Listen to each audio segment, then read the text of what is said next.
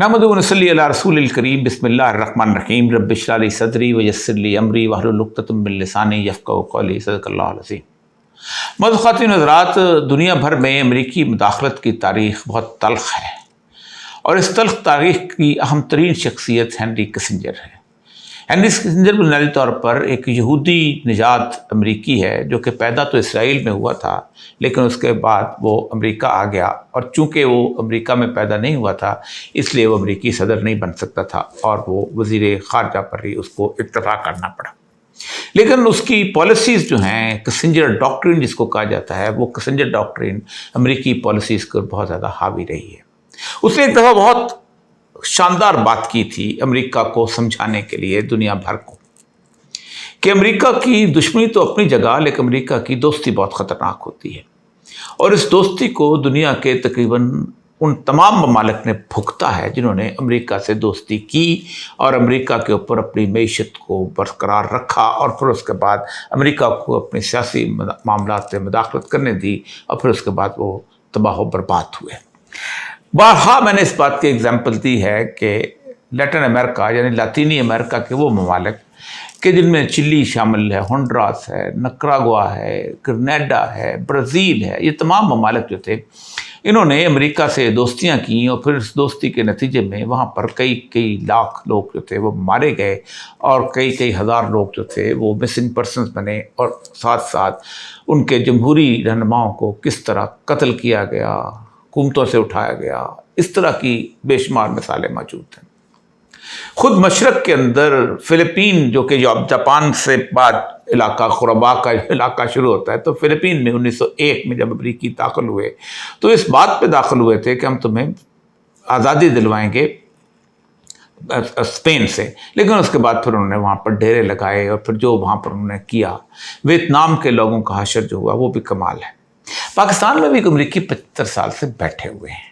और 75 साल से बारहा इस बात का जिक्र किया है कि अमरीकियों ने पाकिस्तान की हुकूमतों को गिराने और ख़ास तौर पर हुकूमतों के अंदर अपने ख़ास बंदे जो हैं उनको भर्ती करने में किस हद तक रोल अदा किया।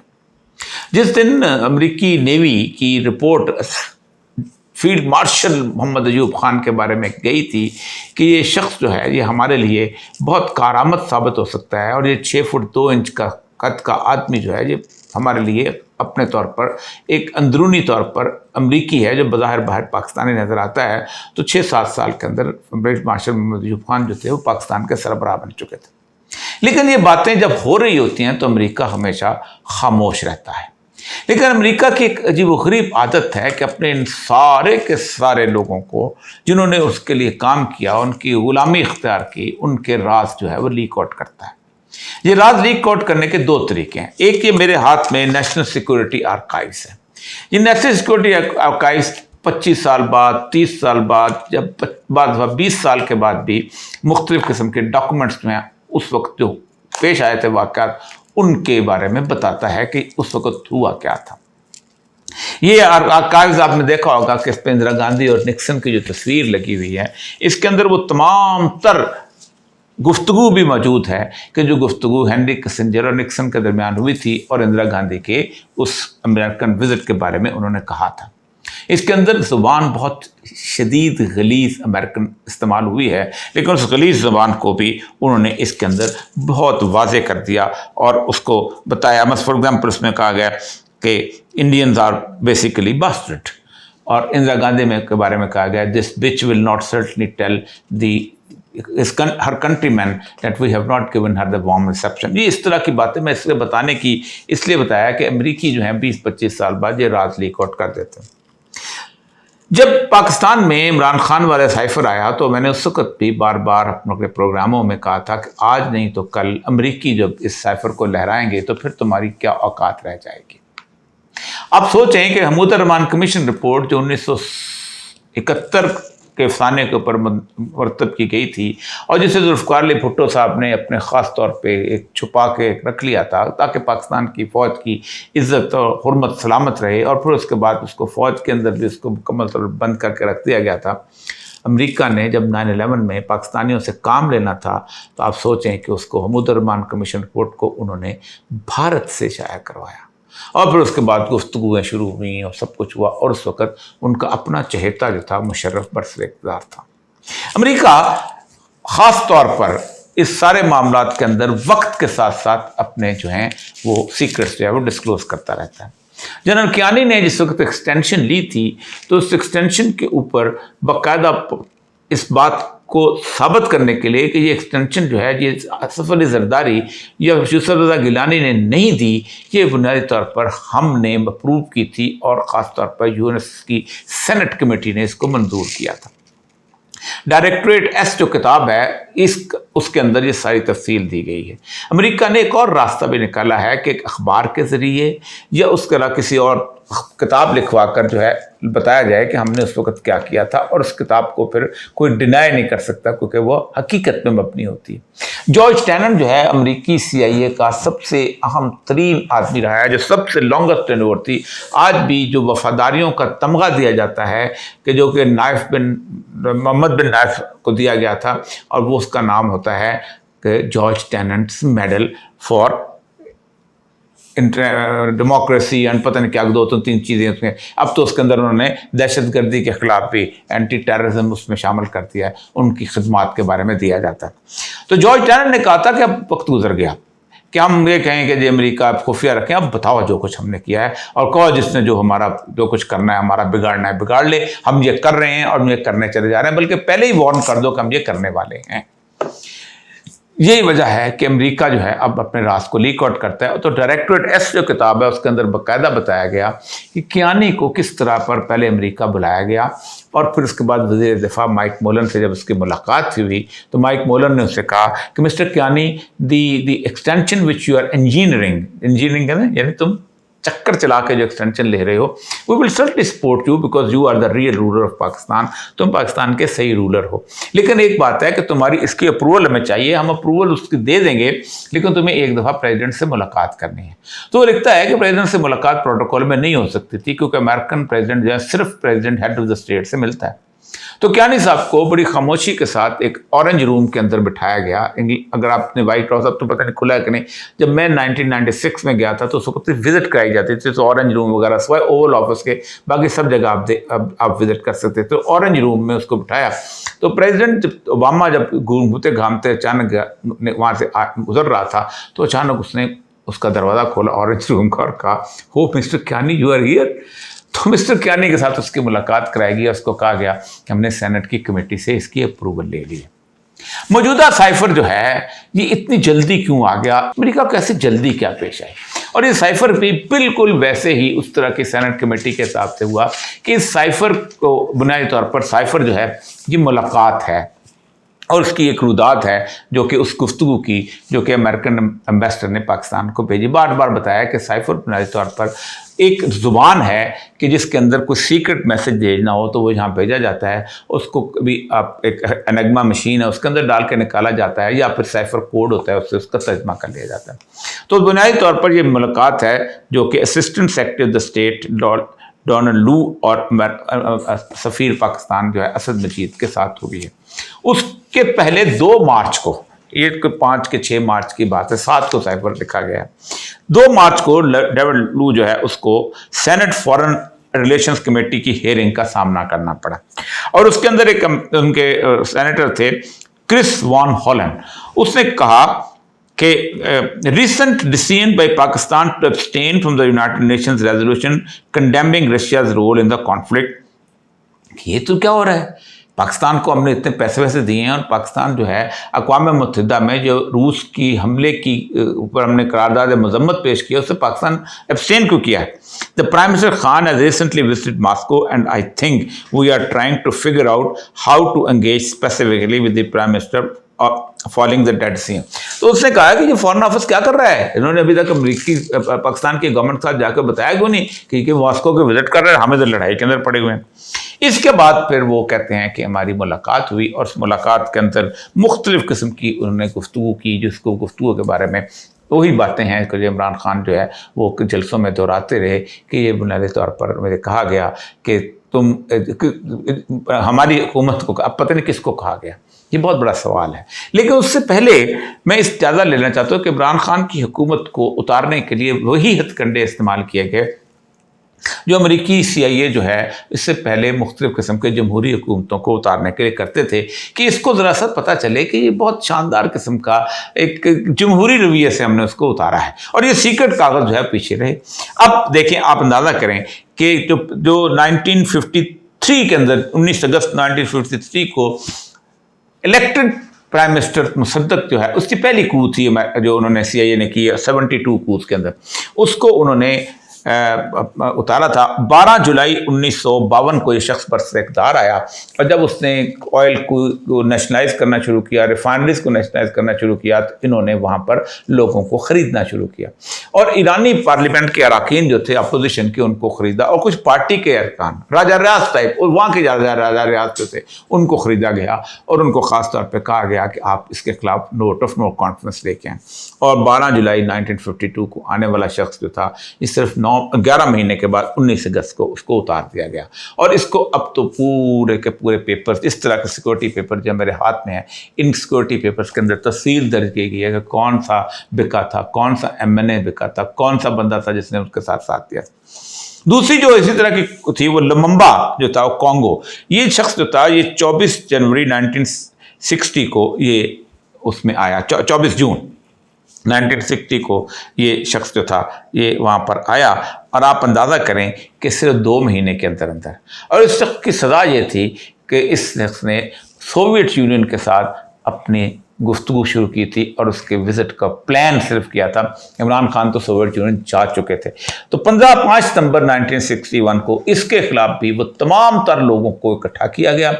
اور اکٹھا کر کے ان کو خریدا گیا، اور اس کے خلاف کو کی گئی، اور اس نے بیلجیم، چونکہ بیلجیم کی کالونی تھی تو بیلجیم کی حکومت جو ہے اس کو ساتھ شامل کیا گیا، کیونکہ یورپی یونین جو ہے، یورپ کے ممالک جو ہیں وہ 1945 کا مکمل طور پہ امریکی غلامی میں آ چکے ہیں مارشل پلان کے بعد، کیونکہ امریکہ نے ان کو اس زمانے میں مدد کی تھی جب وہ بالکل تباہ و برباد ہو گئے تھے سیکنڈ ورلڈ وار کے بعد۔